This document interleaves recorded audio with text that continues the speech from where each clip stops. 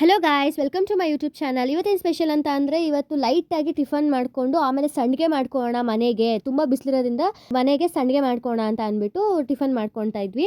Tiffin ಜಾಸ್ತಿ ಏನು ಬೇಡ ಅಂತ ಅಂದ್ಬಿಟ್ಟು ನಾನು ಲಾಸ್ಟ್ ಟೈಮ್ ನಿಮಗೆ ಮಿಲೆಕ್ಸ್ ಪೌಡರ್ನ ತೋರಿಸಿದ್ದೆ ಅಲ್ವಾ, ಅದರದ್ದೇ ಗಂಜಿ ಮಾಡಿದ್ದೀನಿ. ನೋಡಿ ಇಲ್ಲಿ ನಾನು ನೆಕ್ಸ್ಟ್ ವೀಡಿಯೋದಲ್ಲಿ ಅದು ಹೇಗೆ ಪ್ರಿಪೇರ್ ಮಾಡೋಂತ ಅಪ್ಲೋಡ್ ಮಾಡ್ತೀನಿ. ಆ ಗಂಜಿನ ನೀವು ಕುಡಿದ್ರೆ ಸಾಕು, ಅದ್ರ ಮೇಲೆ ಏನು ನಿಮಗೆ ತಿನ್ನಬೇಕು ಅಂತ ಅನ್ಸಲ್ಲ.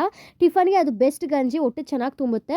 ಅದ್ರ ಜೊತೆ ಮೊಳಕೆ ಕಟ್ಟಿದ ಕಾಳು, ಹಾಗೆ ಅದಕ್ಕೆ ಕ್ಯಾರೆಟ್ ತುರ್ಕೊಂಡು ನಾವು ಉಪ್ಪು ಹಾಕೊಂಡು ಅದನ್ನೇ ಗಂಜಿ ಕುಡ್ಕೊಂಡು ಅದನ್ನೇ ಟಿಫನ್ ಮಾಡ್ಕೊಂಡ್ವಿ.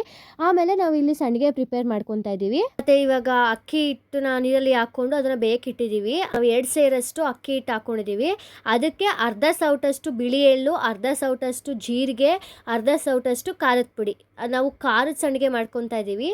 ಸೊ ಹಾಗಾಗಿ ನಾವು ಖಾರದ ಪುಡಿ ಹಾಕ್ಕೊತಾ ಇದ್ದೀವಿ. ನೋಡಿ, ಅದು ನೀಟಾಗಿ ಮಿಕ್ಸ್ ಮಾಡ್ಕೊತಾ ಇದ್ದೀನಿ ನಾನು. ನೀಟಾಗೆಲ್ಲ ಮಿಕ್ಸ್ ಮಾಡ್ಕೊಂಡು ಅದು ಈ ಥರ ಆದಮೇಲೆ ಆಮೇಲೆ ಕಲ್ಲುಪ್ಪು ಹಾಕ್ಕೊತಾ ಇದ್ದೀವಿ. ಕಲ್ಲುಪ್ಪು ಹಾಕ್ಕೊಂಡು ಮತ್ತೆ ಅದನ್ನು ನೀಟಾಗಿ ತಿರುಗಿಸ್ತಾ ಇದ್ದೀವಿ. ಯಾಕಂದರೆ ಎಲ್ಲದಕ್ಕೂ ಹಿಡಿಬೇಕು. ಗಟ್ಟಿ ಆಗ್ತಾ ಅದು ಹೆಂಗಾಗುತ್ತೆ ಸಂಡಿಗೆ ಅಂದರೆ, ಆಲ್ಮೋಸ್ಟ್ ಎಲ್ಲ ನೋಡಿರ್ತೀರ, ಅದು ಗಟ್ಟಿ ಆಗುತ್ತೆ ಅಂತ.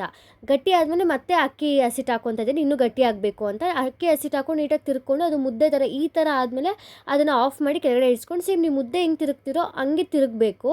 ಅದು ನೀಟಾಗಿ ಎಲ್ಲ ಮೆತ್ತು ಆಗಬೇಕು. ಅದು ನೀಟಾಗಿ ತಿರುಗಬೇಕು ಮುದ್ದೆ ಥರನೇ. ಆಮೇಲೆ ಮುದ್ದೆ ಥರನೇ ತಿರುಗೆಲ್ಲ ಆದಮೇಲೆ ಮುದ್ದೆ ಹೆಂಗೆ ಮಾಡ್ತೀವೋ ಅಷ್ಟು ಸ್ವಲ್ಪ ಎತ್ಕೊಂಡು ಈ ಥರ ಹಾಕ್ಬಿಟ್ಟು, ಮತ್ತು ಚಕ್ಲಿ ಒತ್ತೋದಿರುತ್ತೆ ಅಲ್ವಾ, ಅದು ಒಡನೆ ಹಾಕಿ ಅಜ್ಜಿ ಅದನ್ನು ಮೆತ್ತು ಮಾಡಿ ಒಸ್ತಿ ಕೊಡ್ತಿದ್ರು. ಮೆತ್ತು ಇಲ್ಲ ಅಂತಂದರೆ ತರಕು ನೀಟಾಗಿ ಕಟ್ ಆಗಿಬಿಡುತ್ತೆ. ಸೊ ಅಜ್ಜಿ ಅದನ್ನು ಮಾಡಿಕೊಡ್ತಾಯಿದ್ರು, ನಾನು ಚಕ್ಲಿನ ಒತ್ತುತ್ತಾ ಇದ್ದೆ.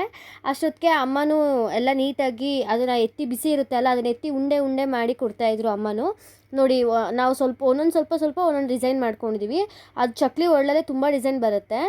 ಅಮ್ಮ ಅದನ್ನ ಎತ್ತಕ್ಕೆ ಹೋಗಿ ಅಷ್ಟೊತ್ತಿಗೆ ಕೈ ಕೂಡ ಮುರಿದ್ಬಿಟ್ರು. ಅಯ್ಯೋ ಅಮ್ಮ, ಕೈ ಮುರಿದೋಯ್ತು ಅಂತ ಅಜ್ಜಿಗೆ ನಗ್ನಾಗ್ತಾ ಹೇಳ್ತಿದ್ರು. ಅಜ್ಜಿ ಚೆನ್ನಾಗಿ ಒಂದಷ್ಟು ಉಗಿದ್ರು. ಅದಾದಮೇಲೆ ಸಂಡಿಗೆ ಎಲ್ಲ ಹೊಸ್ತಿದಾಗಿತ್ತು ಅಂತ ಆಚೆ ಒಣಗಾಕಿದ್ವಿ. ಆಚೆ ಒಣಗಾಕಿ ಅದು ಮಿನಿಮಮ್ ಬಿಸಿಲು ಜಾಸ್ತಿ ಇತ್ತು ಅಂದ್ರೂ ಒಂದು 2 ದಿವಸ ಚೆನ್ನಾಗಿ ಒಣಗಬೇಕು. ಬೆಳಗ್ಗೆನ ಸಂಜೆವರೆಗೂ ಒಣಗಿಸಿದ್ರು ಸಾಕು. ಅದು ಚೆನ್ನಾಗಿ ಒಣಗಿತ್ತು ಅಂತ ಅಂದಮೇಲೆ ಅದನ್ನು ನೀವು ತೊಗೊಂಡು ಒಂದು ಬಾಕ್ಸ್ಗೆ ಇಟ್ಕೊಂಬಿಟ್ಟು ನಮ್ಗೆ ಎಷ್ಟು ಬೇಕೋ ಅಷ್ಟು ಅನ್ನ ಸಾಂಬಾರಿಗೆ ನಾವು ಕರ್ಕೊಂಡು ತಿನ್ಬೋದು. ಆಚೆಗಡೆ ಅದು ಇದು ಯಾವಾಗಲೂ ಹಪ್ಪಳ ತಿನ್ನೋಕ್ಕಿಂತ ಮನೇಲಿ ಈ ಥರ ಬಿಸಿಲಿರೋ ಟೈಮಲ್ಲಿ ಆರಾಮಾಗಿ ಮನೇಲೇ ಒಸ್ಕೊಂಡು ಎಷ್ಟು ಬೇಕೋ ಅಷ್ಟು ಮಾಡ್ಕೊಂಡು ತಿನ್ಬೋದು. ಇದು ಸಂಡಿಗೆ ರೆಸಿಪಿ. Thank you.